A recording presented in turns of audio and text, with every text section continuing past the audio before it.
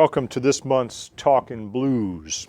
And this month we're going to be talking some more about jazz blues, as we have for the last several months.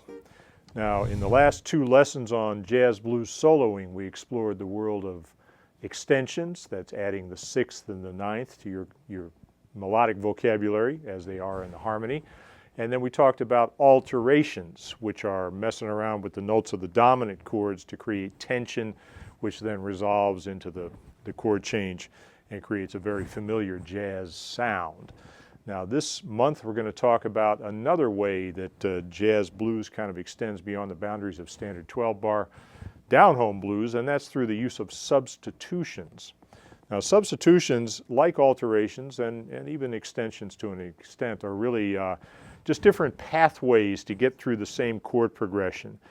Whether it's Charlie Parker or it's Muddy Waters, everybody's basically building over the same 12-bar progression. You've got three main chords, the 1, the 4, and the 5, and you're just creating different ways to get from chord to chord, and that's how blues expands stylistically into the world of jazz, is just kind of creating new ways to connect the familiar elements of the 12-bar progression. So when we talk about alterations, again, we don't want to get into theory so much. That's a worthwhile study, but for the purpose of getting your feet on the ground and playing something, we just want to know, how can I take the sound that I'm hearing in the rhythm and transfer it into my melody? And so we call this street jazz. This is using your ear to make these connections and your eyes, as opposed to having to think about it for a long time. That'll come later, all right? So where do these substitutions show up in a 12-bar blues? Well, any number of places, but I'll show you some typical examples.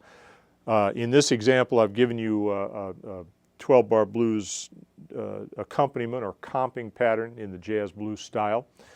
So we got B flat 13, going to E flat 9, and then E diminished, which is a passing chord. You can think of it as a substitution, or sort of an alteration of the E flat, but it gets us back to B flat again.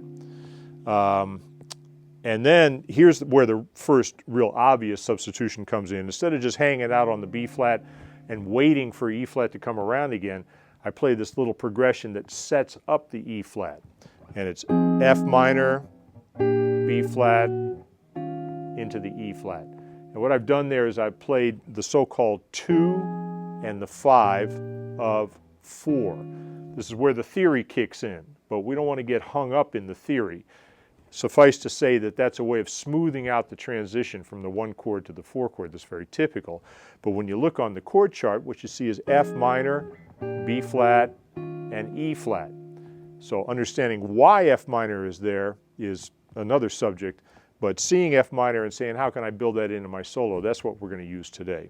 So continuing with the harmony first, I've got the E flat and then another substitution, E flat minor to A flat, B flat. Now you can hear the colors are different, but the result is the same. It still takes you back to the familiar place, back to the 1 chord.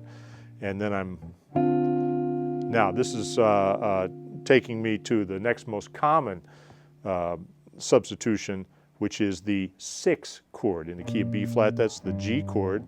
Play a G13, G7 flat 9, and then to the 2 chord, C7 or C13, and then